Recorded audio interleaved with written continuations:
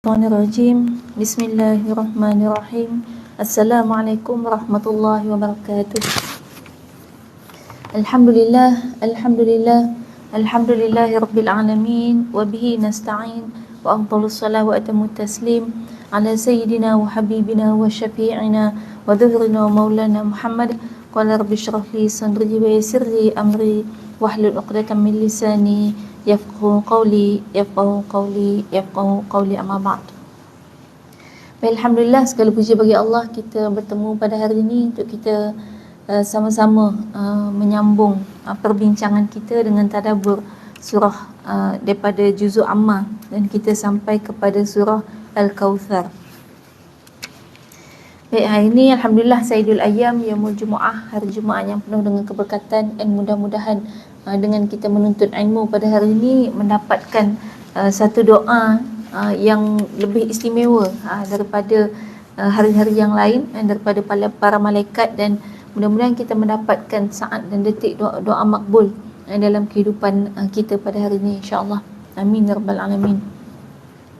Baik, kita tengok kepada tadabbur kita sampai kepada surah Al-Kautsar.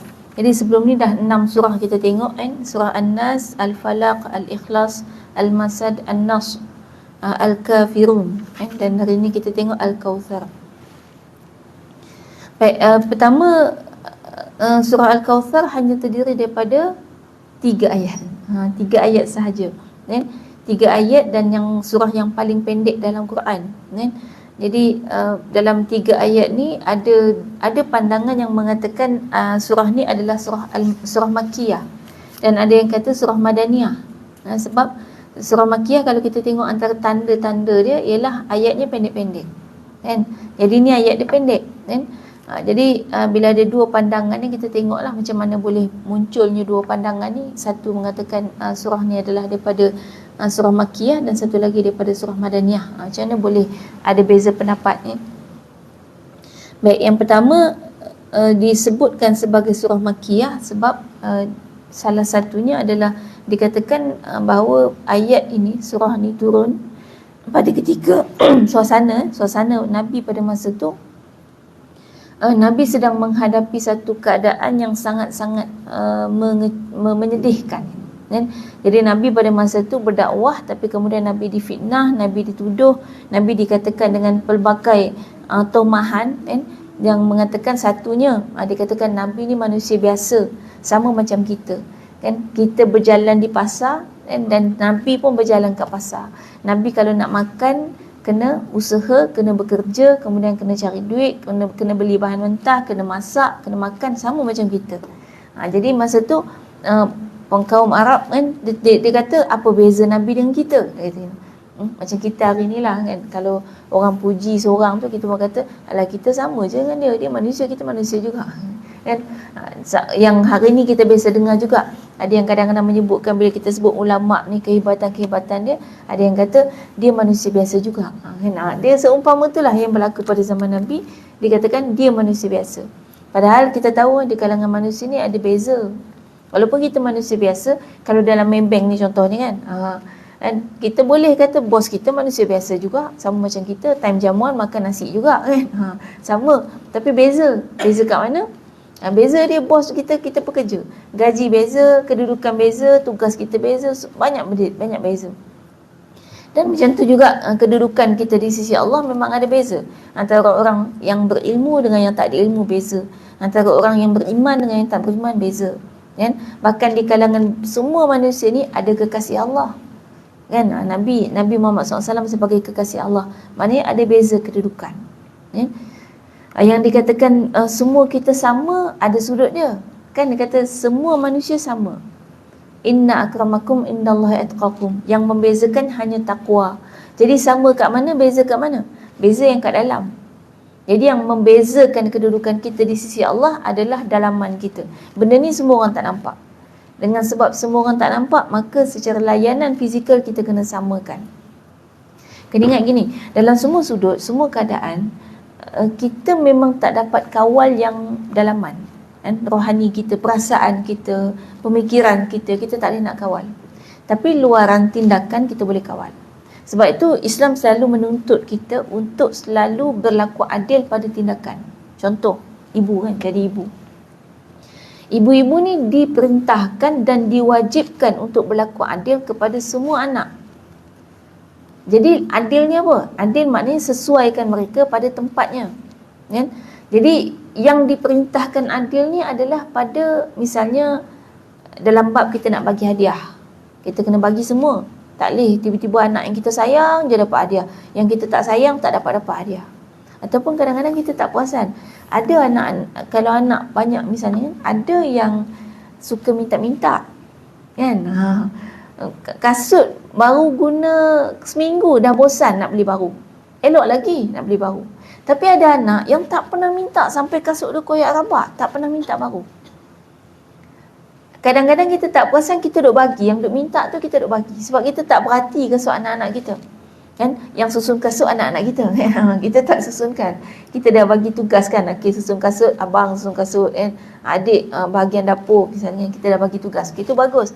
Akhirnya tapi satu kesannya kita tak perhati dan kita tak perasan keadaan kasut anak-anak kita. Jadi akhirnya yang duk minta tu lah yang selalu dapat. Walaupun yang tak minta ni dia diam.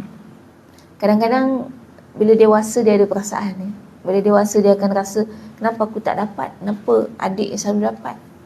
Kan? Kadang dia tak minta tu sebab kebaikan sikap dia lah. Kan? Akhlak dia tak suka minta-minta. Dan kat situlah maknanya keadilan yang diperintahkan adalah untuk berlaku adil. Kalau yang duk minta tu memang tak layak nak dapat, tak layak lah. Secara fizikal kita diwajibkan untuk adil. Macam tu juga misalnya suami kepada isteri-isteri. Yang diperintahkan adil adalah fizikal. Jadi Nabi SAW tu kalau nak bagi hadiah, Nabi bagi semua. Tapi Nabi pernah ada satu doa kan? Dia doa sebut pada Allah SWT. Dan dia katakan, ya Allah, aku telah pun berusaha sedaya mampu untuk berlaku adil kepada semua isteriku.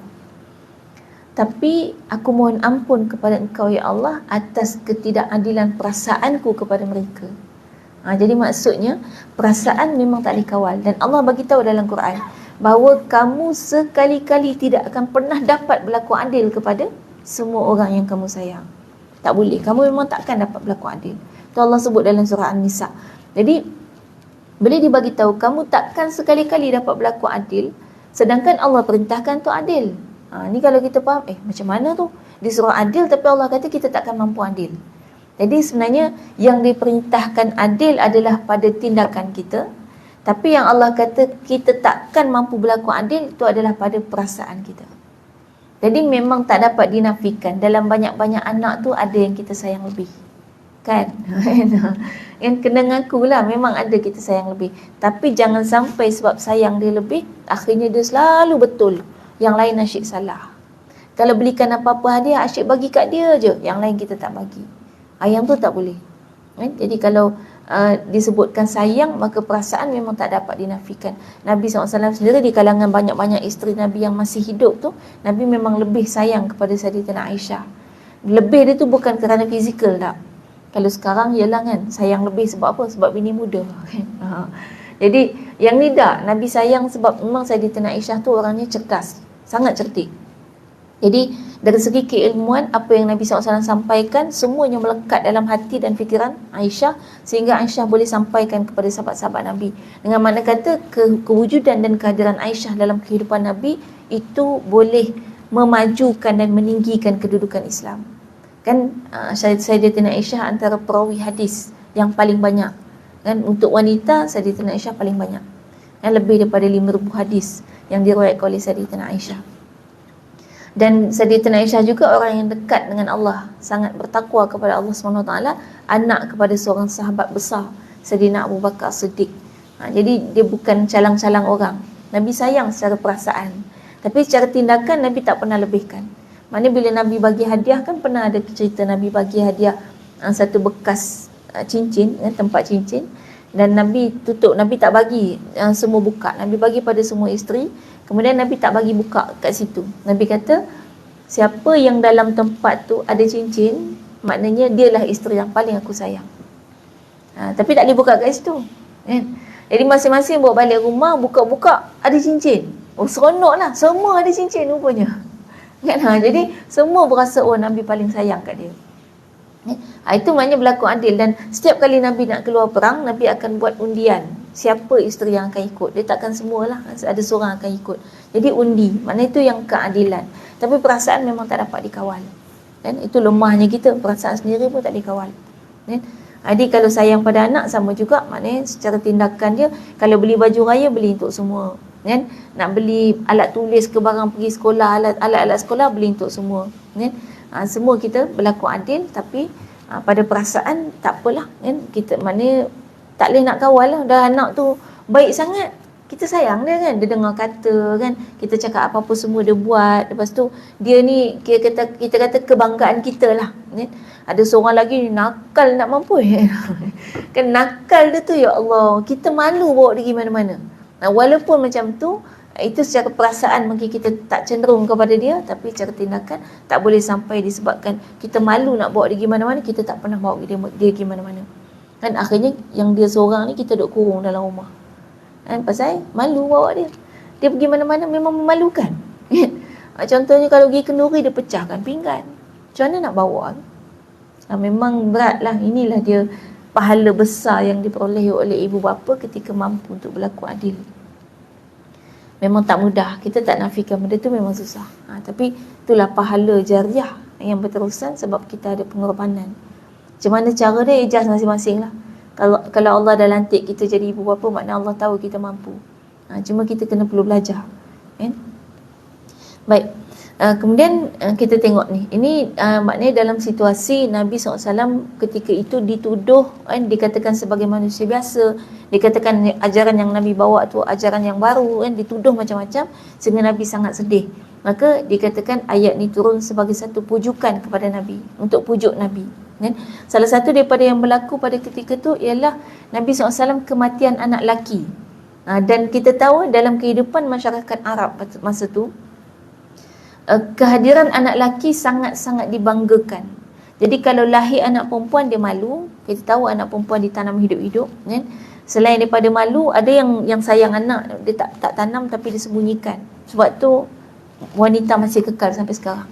Kalau tidak habis semua kan. Lahir je bunuh, lahir bunuh kan. Itu kita kata kuasa Allah. Baik, dan bila anak perempuan lahir juga dikatakan putus keturunan. Kenapa putus? Baik, ni yang ada kat sini. Nama kita binti ayah ke binti mak? Ayah. Ada siapa binti mak? Saya ingat masa kecil dulu ada seorang tu, dia sayang sangat mak dia. Jadi dia kata apa semua orang tulis binti ayah. Ayah ni bukannya selalu ada kat rumah pun, mak yang duk jaga kita.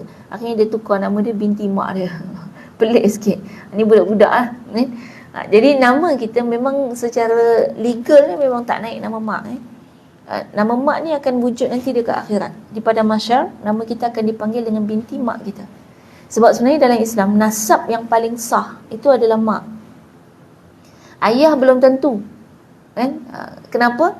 Sebab mak ni dia mengandung 9 bulan. Jadi confirm kalau keluar daripada rahim mak ni, dia confirm dah memang bukan mak lain. Tapi ayah dia hanya bagi benih. Jadi tak confirm. Macam mana nak pastikan? Kan? Nak pasti betul-betul tu memang kena buat test DNA. Test DNA pula kadang-kadang silap. Kan? Jadi maknanya di akhirat nanti memang nama yang melekat dengan kita nama mak kita. Tapi kat dunia ni nama ayah. Dengan sebab itulah orang Arab dia anggap bila lekat dengan nama ayah, bila dapat anak perempuan, hilang keturunan. Nanti anak tu akan binti ayah dia. Jadi maknanya kalau misal kita dapat anak perempuan, biar anak perempuan kita nama Aminah. Anak perempuan kita nanti kahwin, dapat anak. Kan? Anak dia nanti akan bin dengan suami dia, mana menantu kita. Nama anak kita tak ada. Bila nama anak kita tak ada, nama kita automatik tak ada. Kan? Katalah kita ni laki kan, laki. Nabi Muhammad SAW laki kan, Muhammad, anaknya Qasim. Qasim yang laki. Nanti Qasim bin Muhammad bin Abdul Muttalib. Qasim bin Muhammad bin Abdullah bin Abdul Muttalib. Dia akan bin keturunan ayah lah. Keturunan mak hilang. Dalam nama tak ada. Kan? Jadi kalau Qasim tu meninggal, mana anak perempuan misalnya Fatimah kan? Fatimah binti Muhammad, tapi anak Fatimah Hasan bin Abu Talib bin Ali, Hasan bin Ali bin Abi Talib. Tak ada dah nama Muhammad situ. Dia tak ada kata Hasan bin Ali wa Fatimah wa bin Abu Talib wa Muhammad. Dia tak ada. Dia tak ada dua nama. Jadi hilang. Dengan sebab tu dia katakan kalau dapat anak perempuan, hilang keturunan. Seolah-olah putus keturunan. Jadi, mana bila anak Nabi meninggal, anak Nabi yang laki semua meninggal masih kecil. Waktu tu ada yang menyebutkan Qasim meninggal, dan kita tahu yang seorang lagi Ibrahim. Ibrahim anak Nabi meninggal masa bayi. Jadi bila anak laki meninggal, dia kata celaka lah. Ni memang keturunan celaka. Keturunan yang kita kata tak ada nilai. Putus keturunan. Baik. Bila keadaan dia macam tu, maka turunlah ayat ni untuk memujuk Nabi. Itu dalil yang mengatakan ini adalah ayat surah Makkiyah. Turun di sebelum daripada hijrah. Baik, ada pun yang mengatakan surah ini sebagai surah Madaniyah sebab ada dalil. Ada cerita daripada Anas bin Malik. Jadi hadis yang diriwayatkan oleh Anas bin Malik, Anas bin Malik cerita. Anas bin Malik ni cerita, dia kata bahawa Nabi SAW satu ketika dalam masjid, tiba-tiba Nabi pingsan. Nabi pingsan bukan macam kita pingsan. Kita kalau pingsan mungkin tak sarapan. Kita pingsan sebab lemah. Dan Nabi ni kalau dapat ayat Quran, kadang Nabi pingsan. Sebab ayat Quran ni berat sangat. Berat. Dan paling-paling kuat pun Nabi berpeluh. Peluh satu badan ni. Walaupun tengah sejuk, Nabi peluh. Jadi setiap ayat Quran nak turun, sampai beribu-ribu ayat dalam Quran tu, Nabi merasa sangat berat. Sebab itulah Nabi ni bila masuk syurga, kedudukan dia sangat tinggi, paling tinggi. Sebab dia punya ujian paling berat. Nak dapat ayat Quran je dah susah. Kan ayat Quran pertama turun, Nabi menggigil. Kan balik berselimut tu kan. Itu surah Iqra yang kita baca senang je, sampai tertidur-tidur kita baca kan. Macam tak ada apa-apa. Nabi dapat ayat tu, pingsan. Berpeluh, ketakutan gitu kan, menggeletar. Dan dapat ayat ni Nabi pingsan dalam masjid, kata Anas bin Malik kan. Dan kemudian pingsan sekejap, Nabi pun bangun. Jadi Nabi pingsan sebab dapat ayat Quran kan. Kemudian Nabi bangun dan Nabi senyum. Kan? Cerita Anas bin Malik, dia kata, kenapa kamu senyum ya Rasulullah? Maka Nabi bagi tahu, baru sekejap tadi aku dapat satu surah. Dan aku menerima satu surah. Dan kemudian Nabi jawab, Nabi bacakan surah tu, Bismillahirrahmanirrahim. Inna a'tainakal kautsar fasalli li rabbika wanhar inna syani'aka huwal abtar. Jadi bismillah ni disebut dalam tu. Jadi ada yang mengatakan Bismillahirrahmanirrahim sebagai ayat pertama daripada surah Al-Kautsar. Tapi ada pendapat yang mengatakan bacaan tu sekadar Nabi memulakan bacaan ayat Quran. Baik. Dan kemudian ditanyakan mengenai dengan apa itu Al-Kautsar, maka Nabi SAW menjawabkan dia adalah telaga, satu telaga yang ada di akhirat sana yang akan diminum oleh umat Nabi Muhammad SAW. Baik, bila Anas bin Malik cerita, Anas bin Malik ni siapa? Khadam Nabi, dan dia orang Ansar. Orang Ansar ni maknanya orang Mekah ke Madinah? Madinah. Jadi bila Anas cerita, kemudian Anas cerita dalam keadaan maknanya hadis dia diterima, makna Anas ni dah dewasa kan? Dah dewasa, hadisnya diterima. Jadi bila hadisnya diterima, maknanya dia dewasa dan dia orang Ansar, bermakna tempatnya Madinah kan? Dan kemudian dicerita pula waktu tu Nabi kat masjid. Nabi pingsan tu kat masjid. Jadi maknanya bila Nabi dekat masjid, masjid kat Mekah tak ada masjid lagi kan? Masjid pertama dibina Masjid Nabawi di Madinah. Jadi bila cerita dalam masjid, maknanya ceritanya di Madinah. Itu pandangan yang menyebutkan bahawa surah ini adalah surah Madaniyah. Baik. Dan mengenai dengan kita tengok kepada ayat yang pertama. Ayat pertama, A'udzubillahi minasyaitonirrajim. Inna a'tainakal kautsar. Sesungguhnya kami telah memberikan kepadamu Al-Kautsar.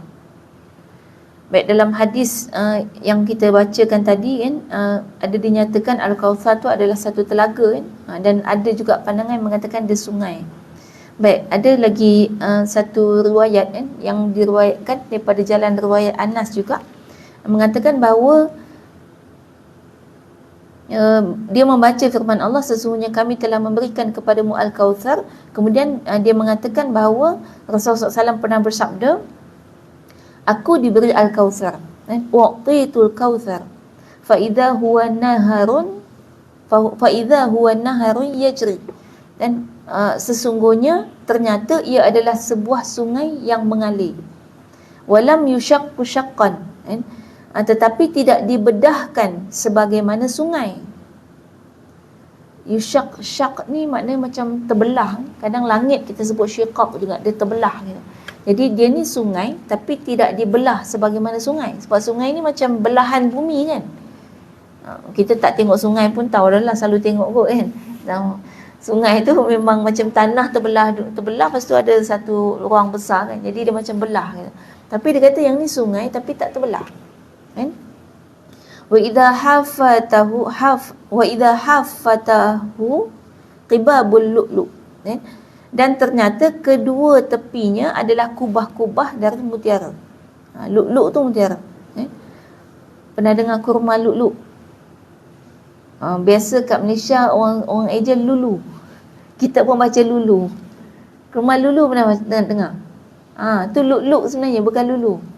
Cuma bahasa Melayu kan kadang apostrofi dibuang kan ejaan dia. Jadi orang baca lulu. Sebenarnya dia lu'lu'. Lu'lu' tu mana mutiara. Kurma lu'lu' ni kecil comel-comel je. Dia besar-besar. Mungkin kalau jari telunjuk kita satu ruas. Saya suka comel-comel gitu kan. Senang nak makan. 7 biji pun tak rasa apa. Kan? Tu kurma lu'lu'. Jadi lu'lu' ni mutiara lah. Asalnya besar-besar mutiara kan. Fadarabtu biyadi fi turbatihi. Dan lalu aku menyentuhkan tanganku ke tanahnya. Fa idza miskuhu dafarah. Dan ternyata ia seharum minyak kasturi yang sangat harum baunya. Wa idza hasahul lu'lu'. Dan ternyata batu-batu kerikilnya adalah mutiara. Jadi gambaran dia macam ni. Jadi Al-Kautsar ni disebut dalam hadis ni sebagai satu sungai. Dia sungai tapi dia bukan daripada belahan bumi. Jadi dia tak terbelah. Nak gambarkan macam mana? Tak payah gambarkan lah. Dia memang cerita dia kalau dekat akhirat ni semua benda tak sama dengan dunia. Sebab tu walaupun cerita kat akhirat ada pisang, tapi pisang ni bukan macam kat dunia. Pisang kita simpan dia 3 hari dah mula bengkak-bengkak kan. Dia dak kan. Lepas tu pisang kita kadang-kadang tompok hitam-hitam, tak comel. Dia dak walaupun cerita pisang dia lain. Kan delima kita kalau minum ya Allah masam. Kalau minum jus, saya baru balik dari Turki baru ni. Kita ada live sekali kuliah kan masa tu kat Turki. Dia ada jus memang asli, dia pakai mesin dia tu, tak campur air, tak campur gula, tak campur apa-apa. Betul-betul dia perah buah. Minumlah jus delima tu. Ya Allah kan. Memang delima betul-betul yang pure tu, betul-betul masam gitu. Kan nak habis segelas tu macam minum jamu. Kecuali kita tukar mind setting, masam itu sedap. Baru dia laju sikit. Baik. Jadi itu dunia punya delima kan. Tapi bila cerita delima dalam syurga, dia lebih sedap, lebih kita kata segar gitu kan. Dia tak macam dunia. Baik, jadi bila cerita sungai tak terbelah, kita tak usah bayanglah macam mana sungai nak lalu kalau tak terbelah. Dalam kartun banyaklah tu dia buat, tiba-tiba ada sungai kat udara tu kan. Tak ada apa-apa kanan kiri dia. Kan? Wallahualam macam mana keadaan dekat sana, tapi sungai itu bukan daripada belahan bumi. Dan kemudian dia cerita kanan kiri sungai itu adalah kubah-kubah yang terbuat daripada mutiara. Jadi kalau bayang kubah, mungkin kubah masjid, kubah-kubah macam tu, tapi dibuat daripada mutiara. Maknanya dia sangat cantik. Sebab tu dia bukan belahan bumi. Kalau belahan bumi maknanya tanah. Dan kalau tanah maknanya kita boleh bayang kalau air sungai, kemudian tanah kanan kiri dia rasa tanah. Yang ni tak, dia segar. Jadi kanan kiri dia adalah kubah-kubah mutiara. Dan bila dicelupkan tangan ke dalam tu, wangi. Seharum kasturi. Yang tu jangan bayang, air wangi. Tak sedap lah. Nanti tiba minum air mawar kan. Tak sedap kan. Wangi. Tak, yang ni wangi dia tu wangi yang menyegarkan. Macam kita sekarang sebenarnya kan. Minuman-minuman kita yang kita rasa sedap tu wangi kalau ikutkan. Contoh tebu. Wangi lah tu. Wangi tebu. Apa lagi air yang orang minum? Teh. Wangi. Wangi teh kan. Wangi tu kan maknanya bau yang sedap. Sebab kita dah biasa dengan bau-bau tu sedap lah. Cuma tiba-tiba air minum bau oat. Tahu oat. Oat tu kan minyak wangi tu kan yang orang Arab suka lah. Orang Melayu banyak yang tak suka. Dia kayu oat. Tiba-tiba air kita bau tu, kita kata pening kepala kan. Ataupun tiba-tiba air minum kita. Saya ingat baru ni Raya Haji baru ni sepupu saya dia baru dia belajar kat sini. Jadi dia raya dengan kami, dia bawa balik lah teh dari Jawa kan, dia orang Jawa. Teh Jawa ni saya suka, teh Jawa ni dia melati, bunga melati. Jadi teh memang teh tapi ada bunga dalam tu. Jadi memang dia wangi. Orang yang dah biasa sedap lah, memang sedap kan. Kami hidang yang tu buatlah untuk orang buat kerja-kerja sembelih korban depan rumah tu kan. Hidang satu tong air tu. Dengar ada yang cakap, teh ni wangi lah. Kan? Macam minyak wangi ke? Sebab memang ada minyak wangi bau bunga melati dengan jasmin kan. Ada minyak wangi bau jasmin. Yang kat Malaysia tak biasa minum teh jasmin, dia kata teh ni bau minyak wangi lah.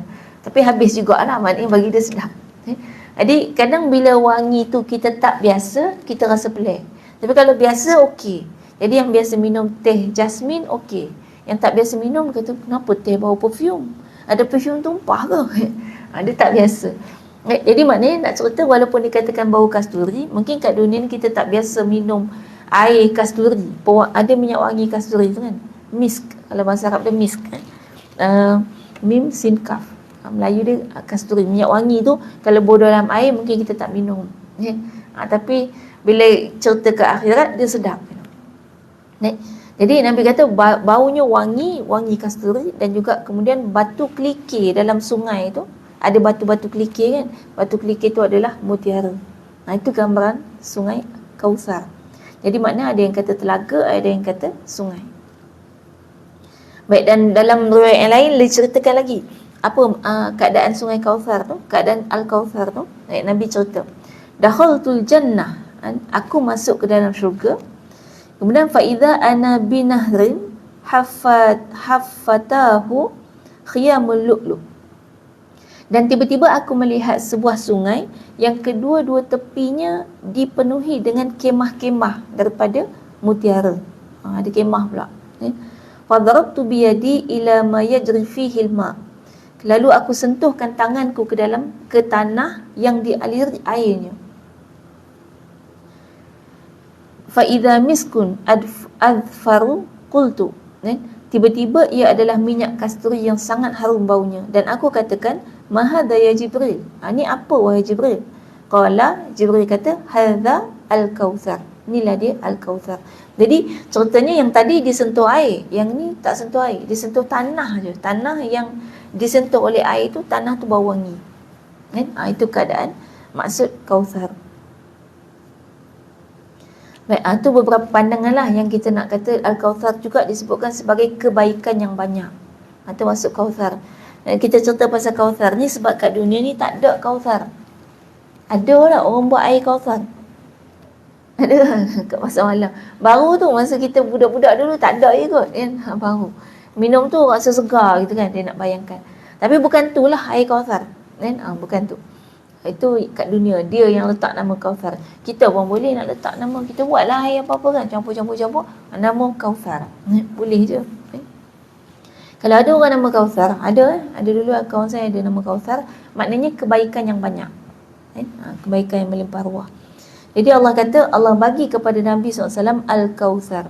Allah bagi kepada Nabi SAW Kautsar. Kita tak boleh nak terjemah lah, sebab ada yang kata telaga, ada yang kata sungai.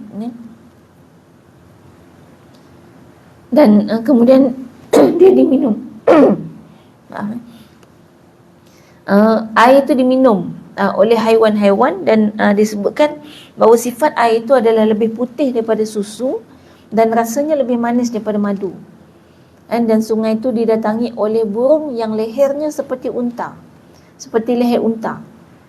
Burung tu kalau dimakan daging dia sangat sedap. Jadi maknanya sungai itu diminum juga oleh burung. Ni kat Turki saya pergi satu masjid tu di Bursa. Masjid tu ada makam ulama. Dia ada kolam kat tengah-tengah kawasan masjid tu. Kolam tu ada air macam pancut. Siapa tengok, saya buat live masa tu. Sebab ada satu suasana yang agak unik dan cantik, indah lah. Ada burung merpati duk minum daripada kolam tu. Dia ada macam, dia buat air pancut tapi ada mangkuk-mangkuk tadah tu, burung merpati duk datang minum. Tapi dalam kolam tu tak ada burung. Jadi burung tu datang minum je, lepas tu dia pergi. Datang lagi yang lain, dia pergi datang. Dan dia orang datang dekat pun dia okey. Makna satu sudut saya tengok kat sana haiwan-haiwan dia Orang dia baik lah, kita katakan masyarakat dia baik, yang dia tak kacau binatang-binatang. Jadi binatang-binatang ni, kalau kucing kita tak jumpa kucing tempang, kucing berkurap, kucing hilang kaki, tak ada. Kucing dia semua comel, semua elok je sempurna tubuh badan dia. Anjing pun banyak, dan anjing dia tak fobia macam tempat kita. Tempat kita anjing ketakutan, sebab tu dia kacau orang. Dia kadang-kadang anjing tu elok je, tiba-tiba ada budak baling batu kat dia. Sebab kita punya mind setting, kalau kata anjing tu najis, maknanya dia tu jahat. Najis bukan makna jahat. Najis hanya pada hukum, itu pun kalau kita sentuh dia. Kalau tak sentuh, dia tak ada apa-apa. Jadi kat sana sebab mereka tu mazhab Hanafi, sentuh anjing tak, bukan najis mughalladah. Jadi anjing dia bebas. Adalah anjing-anjing liar tu. Anjing liar tu besar-besar, besar badan kita pun ada. Kan? Dan dia tak kacau orang. Paling-paling dia ni pun dia gonggong, tu pun acah-acah. Gonggong-gonggong, lepas tu dia diam je, bukan tak, dia tak kejar orang. Sebab orang tak kejar dia, orang tak kacau dia. Binatang ni dia ancam, dia akan ganggu kita kalau dia rasa terancam. Itu sebenarnya. Jadi kucing kat sana tak kacau orang juga, dia tak cakar-cakar saya saja dah. Kan? Kucing kat Malaysia kadang saya saja je marah-marah kan. Saja je tiba-tiba mengamuk-ngamuk kan. Sebab kita kadang-kadang saja je kan, budak-budak pun kadang baling batu. Saja-saja je pijak ekor dia kan. Kat sana tu satu kelebihan lah, satu kebaikan. Jadi burung bila dia rasa tak terganggu, dia boleh datang minum, dan orang datang dekat pun dia tak terbang jauh kan. Dia tak pergi kan? Dia stay kat situ. Ni nak gambarkan ada telaga yang burung datang minum kan. Maknanya air itu sangat segar lah. Memang air itu sumber dia manusia pun boleh minum. Dia bukan air pipe yang ada klorin dah kan. Memang boleh diminum. Baik. Jadi itu sifat yang disifatkan mengenai telaga Kautsar dan mengenai Al-Kautsar. Dan kemudian salah satu pandangan juga Mujahid mengatakan bahawa Al-Kautsar ni adalah kebaikan yang banyak di dunia dan juga di akhirat. Jadi ada berapa tadi? Yang pertama telaga, yang kedua sungai, dan sungai ni ada macam-macam disifatkan. Yang ketiga maksudnya telaga yang maksudnya kebaikan yang melimpah ruah, kebaikan yang sangat banyak dunia dan juga akhirat. Baik, itu mengenai dengan Al-Kautsar. Baik, jadi dalam ayat ni dibagi tahu kepada Nabi SAW, kami berikan kepada engkau Al-Kautsar. Baik, ayat ni dimulakan dengan inna, sesungguhnya kami. Sebelum tu sepatutnya di mukadimah tadi kita sebut ayat ni biasanya kita kalau sebut surah apa-apa kita cerita tentang kelebihan surah tu dan masa bila kita nak amal kan, macam 3 kul dari tu kan, maknanya kita baca sebelum tidur dan sebagainya. Buat surah ni tak ada apa-apa, tak ada apa-apa kelebihan khusus yang kita tak perlu baca lah sebelum tidur ke, bangun tidur ke, nak solat apa ke, kita tak perlu baca. Cuma satu kelebihan dia, kalau kita baca masa solat kita cepat habis. Sebab dia surah yang paling pendek. Jadi kalau rasa kelam kabut sangat nak cepat, bacalah surah ni. Tak sempat nak rehat, waktu rehat pendek sangat ke, boleh baca. Dia tak ada perintah lah kan. Cuma mungkin dalam solat asar, kita boleh ambil ini surah yang kita baca yang maaf bukan surah ni, Alhaakumut Takatsur, waktu asar. Baik, ini tak ada, memang tak ada apa-apa. Tu je lah kan. Cuma jangan sehari 5 waktu Al-Kautsar manjang. Sebab nak cepat manjang kan. Tu bukan dia lah. Baik, jadi kita tengok balik ayat ni. Yang pertama dimulakan dengan inna kan? Sesungguhnya kami. Baik, kami ni kan banyak, tapi ini merujuk kepada Allah kan. Allah beritahu kami berikan kepada engkau. Engkau tu Nabi Muhammad SAW. Kenapa guna banyak? Banyak ni menunjukkan kemuliaan dalam bahasa Arab. Lepas tu kita kadang-kadang bagi salam kan, Assalamualaikum. Padahal orang tu seorang je. Tambah-tambah tak ada orang, jangan bagi Assalamualaikum kalau tak ada orang. Nanti tiba-tiba ada yang jawab, Waalaikumsalam. Kita pula takut. Baik, kalau tak ada orang, misal tadi masuk surau gelap, cara bagi salam dia, Assalamualaikum wa ala ibadillahis salihin. Dan kalau kita balik rumah kan tak ada orang, semua orang kerja, kita pun baru ambil anak kita sekolah, balik sekolah rumah kita tak ada siapa. Bagi salam dia Assalamualaikum, maknanya salam ke atas kami yang baru nak masuk rumah ni, wa ala ibadillahis salihin. dan kepada mana-mana makhluk Allah yang soleh yang ada dalam rumah ni. Maksud apa tu? Maksud kita mengaku ada jin dalam rumah kita. Betul, tiba-tiba bila dia bunyi kita takut. Kan pelik tu. Sebab salam tu sebenarnya dah menunjukkan, oh memang kita mengaku dalam rumah kita ada makhluk lain. Sah. Dan makhluk lain tu adalah jin. Dan manusia tak ada. Kalau manusia ada, kita bagi Assalamualaikum. Manusia tak ada, kita bagi Assalamualaikum wa ala ibadillahis salihin. Sebab bila serta makhluk Allah yang soleh, sama ada malaikat atau jin, tu je. Setan tak. Sebab soleh kan. Setan memang tak. Kucing pun tak.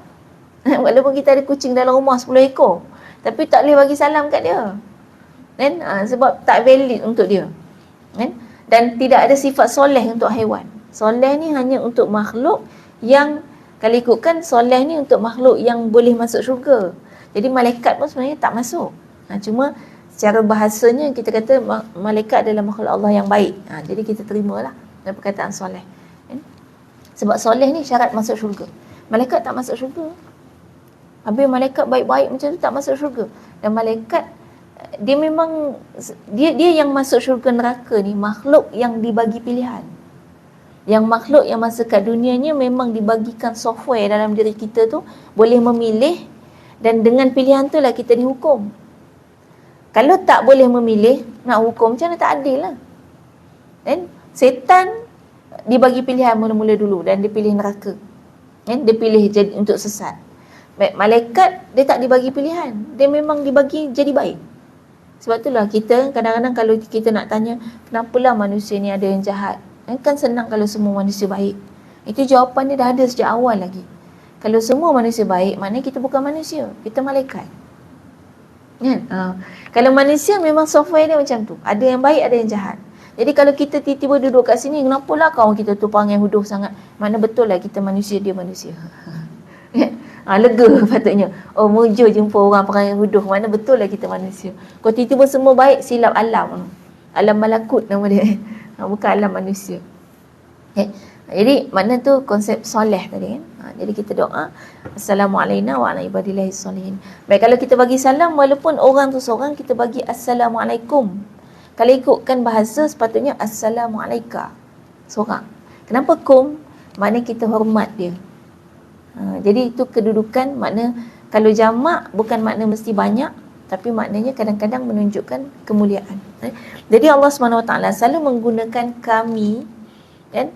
Banyak tu selalunya bila Allah nak cerita mengenai dengan sesuatu yang Allah lakukan.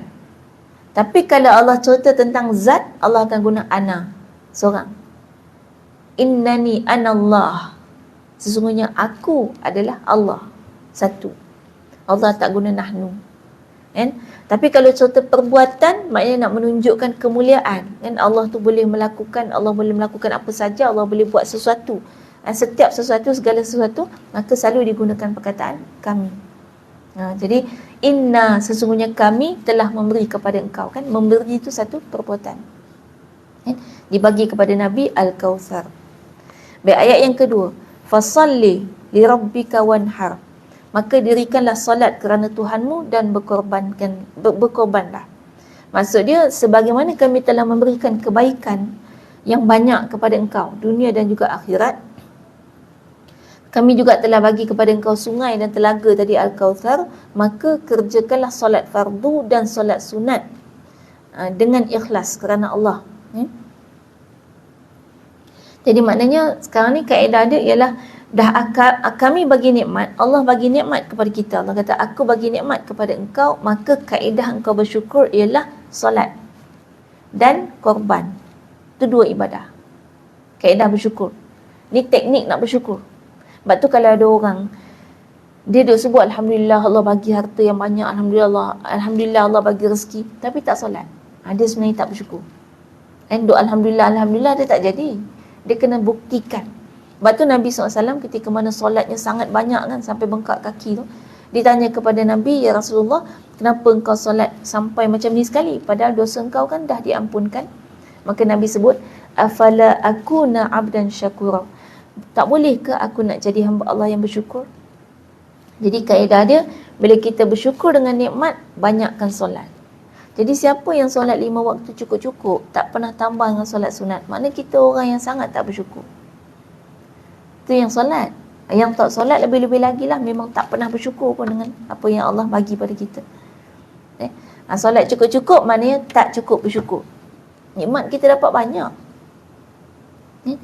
Tiba-tiba solat cukup-cukup je 5 waktu, tak ada solat sunat. Ada di sini maknanya perintah dalam ayat ni nak suruh kata, kalau betul kamu bersyukur dengan apa yang Allah dah bagi kepada kamu, maka solatlah fardu dan solat sunat dengan ikhlas kerana Allah, sebagai tanda kita bersyukur pada Allah. Dan kemudian sembelihlah korban. Ni kita baru sudah raya korban kan. Daging korban pun ada lagi apa kan, dalam peti ais kan. Jadi itu ibadah yang terbaik untuk kita buat. Setiap kali raya korban, ibadah terbaik ialah korban. Saya ingat kalau kerja ni confirm boleh lah buat tiap-tiap tahun. Jangan jadikan korban tu macam haji. Haji memang seumur hidup sekali. Korban tak kan? Dan tak perlu tukar-tukar nama. Kadang tahun ni nama kita, tahun depan nama anak nombor 1, tahun ni nama anak nombor 2, tahun ni nama mak kita, tahun ni nama nenek kita. Kita tukar-tukar nama. Sebenarnya korban nama kita je, tak apa tiap-tiap tahun. Cuma kalau perempuan, kalau wanita, dia korban maknanya untuk dia seorang-seorang. Tapi kalau lelaki dia korban maknanya termasuk siapa yang di bawah tanggungan dia. Maknanya kalau suami kita korban, termasuk kita, termasuk anak-anak. Cuma yang kena jaga pantang-pantang dia. Kan ada kalau nak korban, kita simpan kuku. Kan? Sampailah korban kita disembelih. Tapi itu tak wajib juga, sunat kan. Cuma yang buat benda tu suami tu seorang. Kita tak payah. Jadi dah kerja ni ada duit kan, maknanya insya-Allah boleh lah. Dan korban terbaik dalam ayat ni digunakan wanhar.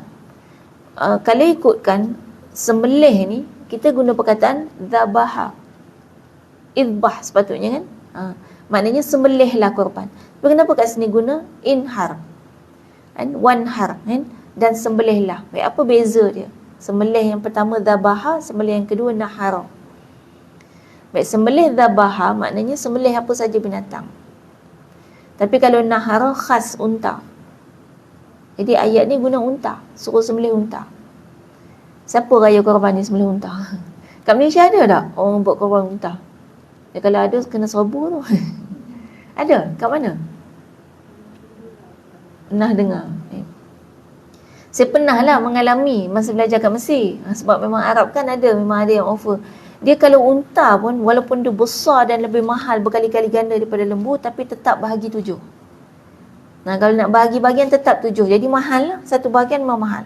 Dan biasanya kalau student, masa kat Mesir dulu, yang paling kaya, student paling kaya ni yang zakat dia paling banyak.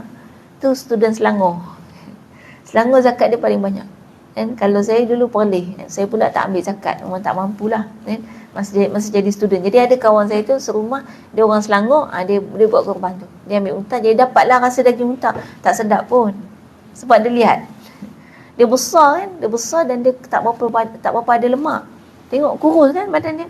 Jadi dia banyak daging. Jadi daging dia memang tak berapa lembut. Panas kalau daging unta. Dan ada mazhab yang makan daging unta batal wuduk. Memang panas dia punya daging. Dia ada cara masak dia lah nak bagi lembut.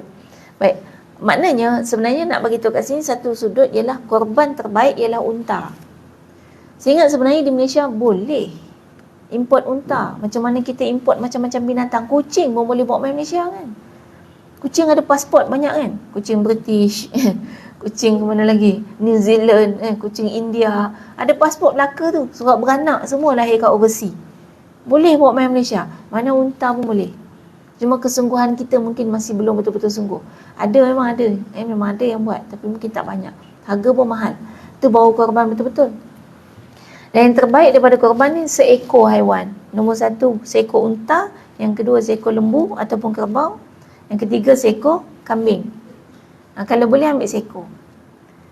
Mana harga kalau seekor kambing dengan satu bahagian lembu tak jauh sangat beza. Lebih baik seekor lembu. Seekor kambing. Kalau tak mampu habis lekeh, satu bahagian lembu. Tu kira paling teruk lah tu. Maknanya kalau tiap-tiap tahun duduk satu bahagian lembu je, tak pernah tukar-tukar, rugilah. Kan? Kita mampu untuk seekor kambing. Sekali-sekala ambil seekor kambing. Kan? Satu bahagian kambing tak boleh. Kan? Kambing seekor nak bagi 7 pula.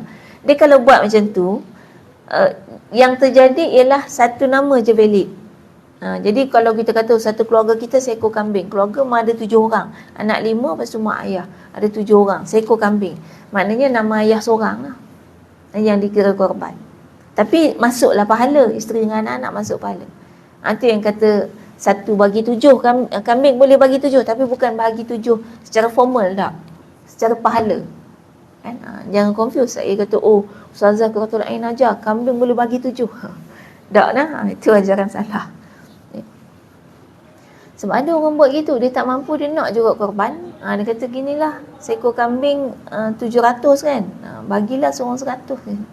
Seorang 100 satu nama je valid kan? Yang lain tu kira sedekah, kira kita sedekah ke kawan tu kan? Baik, itu makna solat dan juga korban. Baik.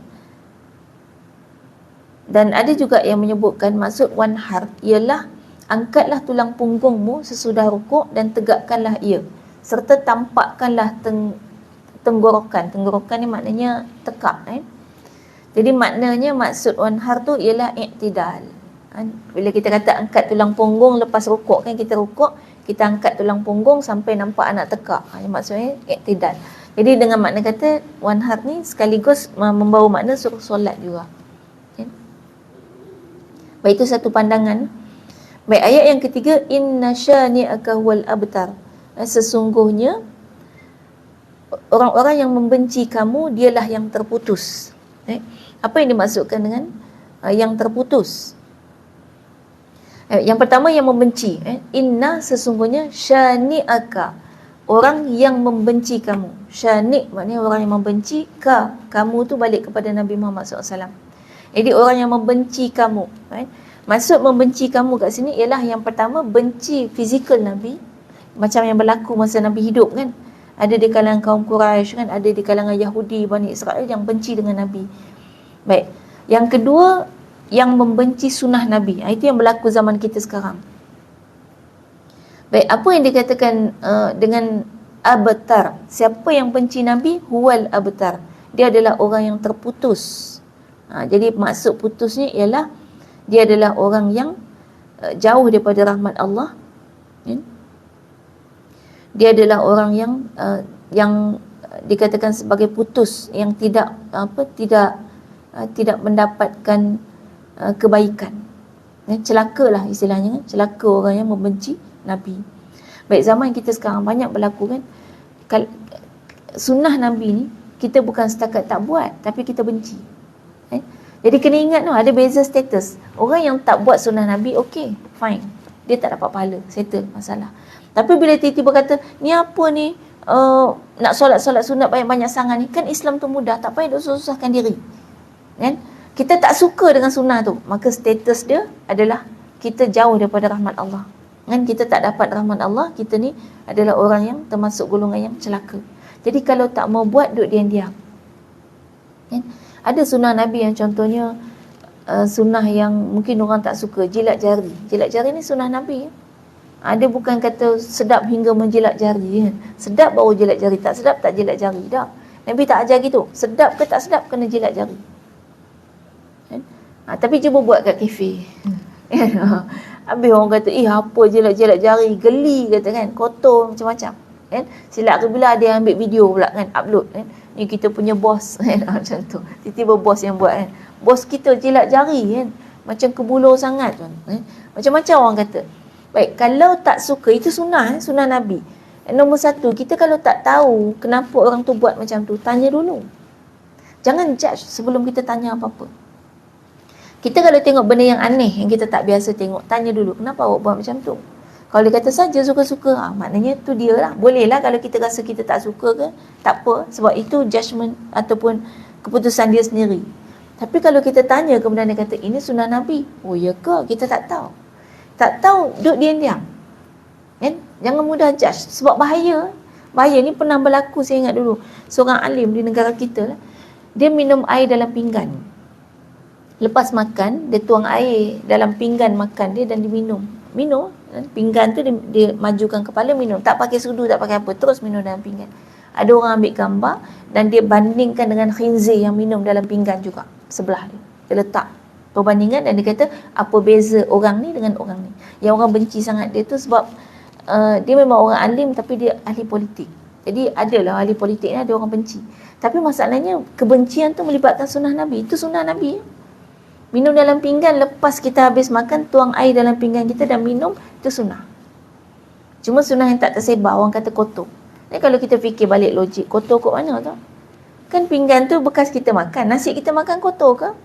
Tak kan? Kita makan sampai habis. Lepas tu dah habis tu adalah baki berapa butir nasi ke, ada mungkin kuah-kuah berbaki tu. Kotor ke kuah tu? Tak. Lepas tu yang kita tuang air tu, air minum kan? Bukan air paip ke air lebihan apa-apa dah. Air minum kita. Kita tuang dalam pinggan. Macam mana boleh jadi kotor air tu? Tak kotor kan? Satu lagi, contoh, kita basuh tangan, katalah kan, dekat tangan kita ada juga kuah melekat. Kita ambil air minum kita, katalah ni air kita. Pinggan tadi pinggan kita makan. Tangan ni tangan yang kita guna, tangan kanan ni, tangan yang kita guna untuk kita makan.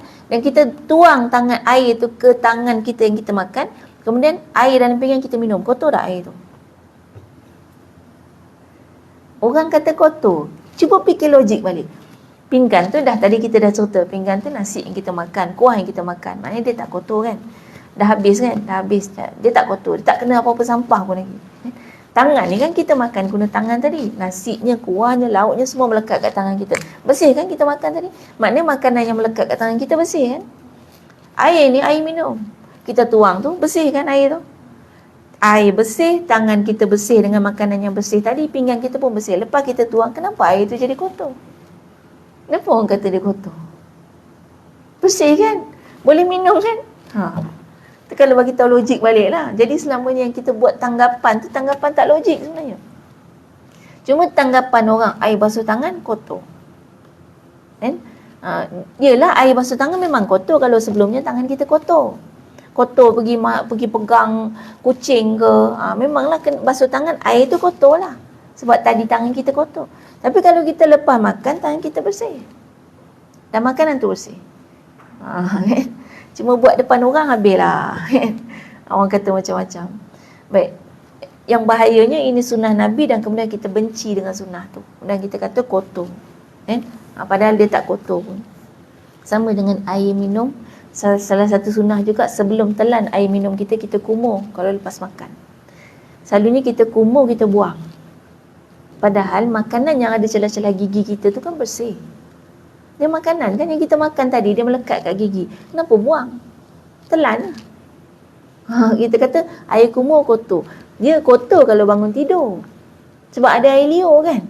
Jadi kita kumur lepas bangun tidur, kotor lah sebab bercampur dengan air liur. Tapi kalau lepas makan, kotor macam mana? Ada yang kata sebab makanan yang celah gigi tu, kita duk panggil dia taik gigi. Itu kita yang panggil. Siapa ajar kan? Kita panggil dia taik gigi jadilah kotor. Padahal sepatutnya status dia tak kotor. Kan? Itu sunnah juga. Kita tiba-tiba tengok orang tu kumur-kumur, lepas tu telan air tu, kotor kita kata. Kan?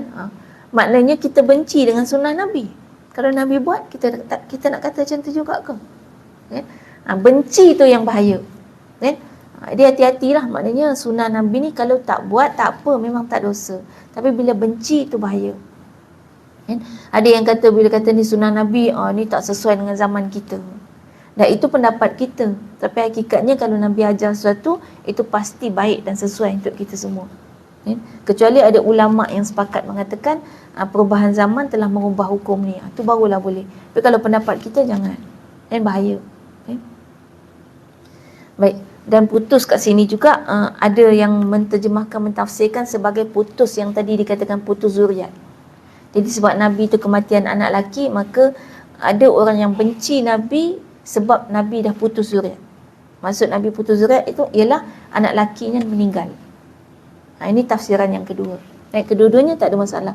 Dia kalau dalam bab tafsir, kalau ada tafsiran yang berbeza, tak ada masalah. Kita boleh terima semua. Kalau dia tak bertentangan. Jadi yang ini tak bertentangan ya. Yang pertama nak kata siapa yang benci Nabi, siapa benci sunnah Nabi, maknanya dia terputus daripada rahmat Allah. Dia termasuk daripada golongan yang celaka. Dan tafsiran yang kedua merujuk kepada kejadian pada zaman Nabi, bila mana Nabi kematian anak lelaki, maka ada di kalangan kafir Quraisy yang menyebutkan Nabi telah pun terputus zuriatnya. Itu kedua-dua boleh diterima.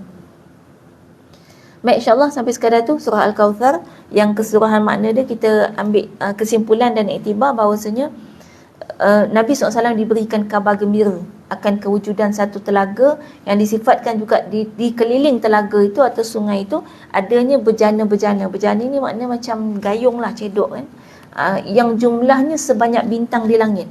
Yang itu semua akan diambil oleh kita umat Nabi Muhammad SAW untuk kita minum daripada sungai itu.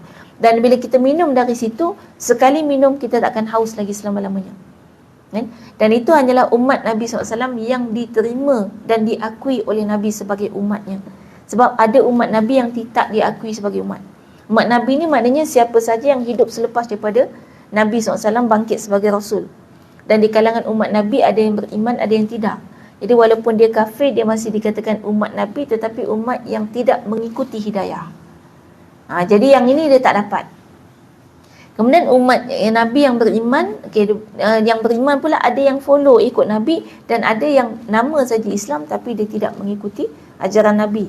Yang ni pun tak dapat. Jadi itulah berita gembira yang Nabi SAW ni punya sayang kat kita. Lebih sayang daripada sayangnya seorang ibu kepada anak, sehinggalah Nabi SAW boleh dikabarkan tentang kelebihan yang akan didapati oleh umat Nabi. Nabi sangat-sangat bahagia. Itu buat Nabi cukup lega dan Nabi bangun dengan tersenyum. Macam kita bangun tidur senyum kalau mimpi apa?